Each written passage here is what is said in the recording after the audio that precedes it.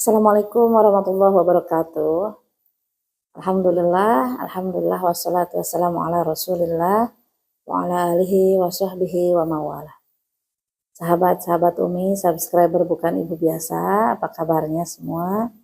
Semoga sehat walafiat, semoga dalam keberkahan, keberlimpahan, dan semoga Allah Subhanahu wa taala segera panggil Anda untuk hadir di Baitullahnya. Amin ya rabbal alamin. Teman-teman, mohon maaf baru kali ini Umi bisa menyapa. Ada beberapa hal yang menyibukkan waktu dan menyibukkan pikiran Umi. Kali ini akan Umi bahas satu hal yang banyak ditanyakan oleh para calon tamu Allah, yaitu apa saja langkah-langkah yang harus dilakukan tatkala kita ingin segera dipanggil ke Baitullah atau ingin berangkat umroh. Berikut Umi bahas dalam video kali ini, dan tetap terus dukung channel ini dengan like, share, dan komen, serta subscribe bagi yang baru bergabung. Semoga menjadi kebaikan jariah buat kita semua. Amin ya rabbal alamin.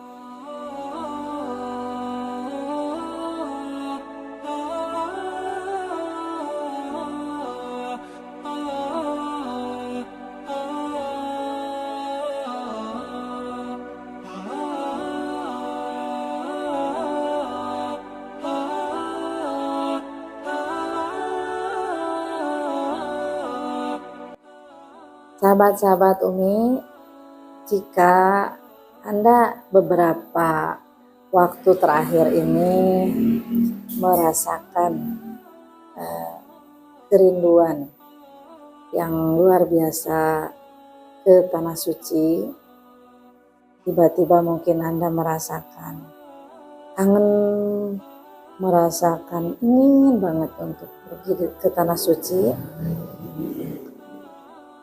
itu artinya Anda sedang mendekati panggilan ke Tanah Suci.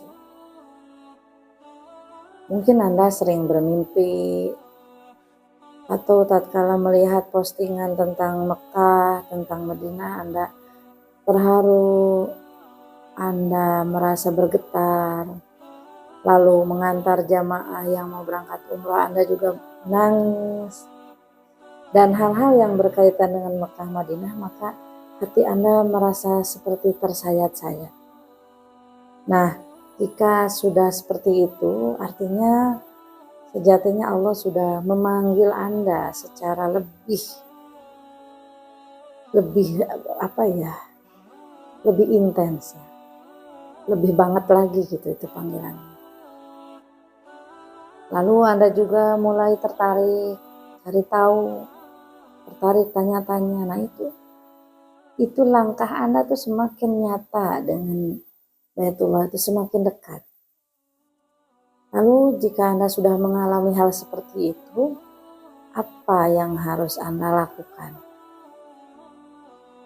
Nah, jika sudah ada perasaan yang luar biasa seperti itu, indikasi-indikasi kerinduan yang mungkin tidak dirasakan oleh orang lain, tidak dirasakan oleh Anda pada sebelum-sebelumnya, maka Anda harus tindak lanjuti itu, follow up. Dengan apa? Nah, pertama, Anda harus mulai serius berazam untuk bisa umroh secepatnya. Jadi kalau sebelumnya Anda menganggap umroh ini adalah target Anda setelah pencapaian lain-lain, maka sekarang targetkanlah ini menjadi prioritas. Gak usah yang lain dulu lah, ini dulu. Saya udah ngebet. Oke, saya insya Allah, bismillah ya Allah, saya ingin umroh secepatnya. Yang kedua, sebagai ikhtiar, Anda bisa mulai bertanya-tanya ke pembimbing umroh, ke travel umroh. Tentu saja Anda juga harus selektif untuk memilih travel yang kira-kira akan Anda ikuti, ya. Harus jelas perizinannya, harus jelas orangnya, kredibilitas orang yang membawa Anda. Karena kalau kredibilitas orang yang membawa Anda itu sudah teruji, kepercayaan Anda akan bulat, maka apapun yang terjadi tentu orang tersebut akan bertanggung jawab. Yang ketiga ya. Nah, Anda bisa membuat kelengkapan administrasi terlebih dahulu. Kalaupun Anda misalkan belum menyerahkan uang, ya, belum memiliki uang yang cukup, maka Anda usahakanlah Anda memiliki dulu paspor. Paspor sebagai surat izin Anda berangkat ke luar negeri atau ke tanah suci. Nah, bagaimana cara membuat paspor ini? Ada di video saya sebelumnya ya, silakan dicari tahu. Memang ini juga butuh bantuan orang yang punya akses ke travel.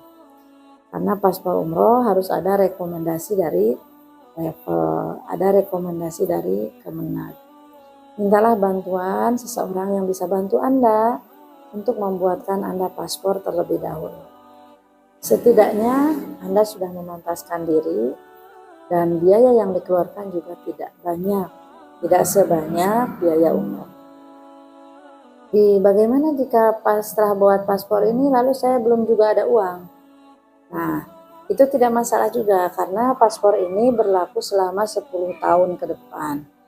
Jadi jika tidak bisa berangkat tahun ini bisa dipakai oleh Anda tahun depan, sampai 10 tahun ke depan. Tidak mungkin rasanya jika Anda sudah memiliki paspor sampai 10 tahun ke depan tidak mampu untuk Anda pakai. Ya, insya Allah saya yakin setelah Anda punya paspor, kedepannya akan dipermudah oleh Allah untuk mendapatkan rezeki untuk tiket visa, tiket umrohnya. Biasanya seperti itu. Yakinlah. Nah, lalu jika sudah memiliki paspor apa? Lengkapi juga syarat lain, misalkan vaksin COVID ya, Anda harus lengkapi. Kemudian persyaratan jika ada meningitis misalkan, dan segala hal yang harus dipersiapkan secara administratif. Nah, kemudian Anda juga bisa menitipkan DP, ya, DP untuk umroh berapa saja semampunya, asal yang penting Anda titipkan di orang yang amanah.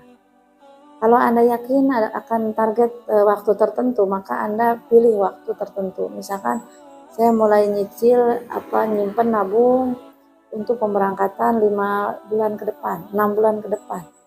Anda mulai targetkanlah per minggu Anda ngasih berapa, per bulan berapa. Sehingga itu bisa terukur. Kalau belum terukur, Anda misalkan belum ketahuan nih uangnya, maka Anda nggak usah pilih tanggal dulu. Anda niatkan aja nabung dulu. Titipkan dulu, nanti kalau sudah mendekati Anda pilih jadwalnya. Itu opsi bagi yang belum siap secara finansial. Kemudian kalau Anda sudah benar-benar ada terkumpul, misalkan uangnya, maka Anda bisa langsung memilih jadwal. Tidak usah nabung-nabung dulu, langsung saja pilih jadwal terdekat yang kira-kira Anda memang leluasa waktu di saat itu. Nah, yang berikutnya adalah setelah Anda menyimpan DP, walaupun Anda belum lunas, bisa saja Anda mulai menyicil perlengkapan yang akan dibutuhkan nanti. Karena biasanya jika Anda sudah menyimpan DP, Anda akan diberi perlengkapan juga dari travel. Kalau memang Anda sudah yakin akan berangkat bersama travel itu. Nah, jika setelah dari perlengkapan dari travel itu tentu saja tidak sekomplit apa yang kita butuhkan. Jadi kita harus juga mempersiapkan perlengkapan lain. Misalkan tentang baju-baju kita, kemudian alat-alat mandi, alat-alat kesehatan kita, kemudian mungkin sandal, sepatu dan sebagainya itu memang tidak diberikan dari travel. Karena Anda bisa menyicil, membeli hal-hal seperti itu supaya pada saatnya Anda berangkat tidak terlalu banyak PR-nya. Nah, perlengkapan umroh ini ada di toko Umi sendiri, silakan Anda lihat di deskripsi di bawah ya. Bisa Anda cicil walaupun Anda belum memiliki uang untuk bayar tiket umroh secara umum. Intinya apapun itu ikhtiarkan semampu yang kita mampu dulu. Insya Allah itu semua tidak akan jadi mubazir. Justru itu akan mendekatkan kita pada kepada umroh yang sebenarnya. Karena kita pastinya akan fokus tatkala udah nyimpen DP, udah nabung, udah punya perlengkapan, udah nyicil perlengkapan juga, nanti biasanya nggak akan kita mencela-mencela lagi, nggak akan tertarik beli sawah, beli kebun, beli aset-aset, karena kita mau fokus ke umroh dulu. Nah itu teman-teman, jika Anda memang sudah melalui langkah-langkah ini, insya Allah pada saatnya Allah akan mampukan Anda benar-benar bisa berangkat. Jadi jangan terlalu berat membayangkan ongkos sekian puluh juta, tapi Anda lakukan saja yang Anda mampu dulu. Paspor dulu, DP dulu, ya, beli perlengkapan dulu dan sebagainya. Nanti hal-hal yang berat itu akan jadi ringan setelah kita menyicil dengan hal-hal yang kita mampu. Lalu apa? Tentu di samping itu semua, perbanyaklah untuk memantaskan diri secara spiritual. Nah, minta terus sama Allah untuk dipantaskan hadir menjadi tamunya. Mintalah sama Allah dimudahkan, disehatkan, karena panggilan ke tanah suci itu sejatinya bukan hanya sebatas kemampuan finansial, tapi banyak hal. Bukan hanya finansial, tapi kemampuan kita, kelayakan kita di hadapan Allah juga sangat menentukan. Makanya banyak yang punya finansial tapi tidak berangkat, ya. Ada kan yang punya uang tapi tidak berangkat. Atau mungkin sudah bersiap mau berangkat tapi Allah batalkan dan lain sebagainya. Karenanya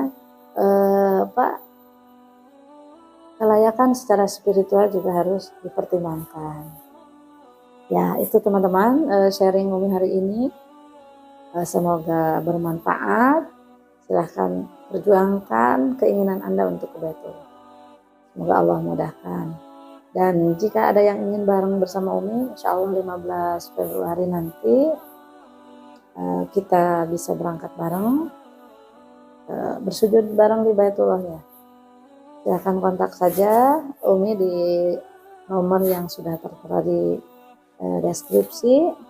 Kita bisa bertemu di bandara. Insya Allah, Bismillah. Labbaik Allahumma labbaik, labbaik la syarika lak, labbaik. Innal hamda wa ni'mata laka wal mulk la syarika. Assalamualaikum warahmatullahi wabarakatuh.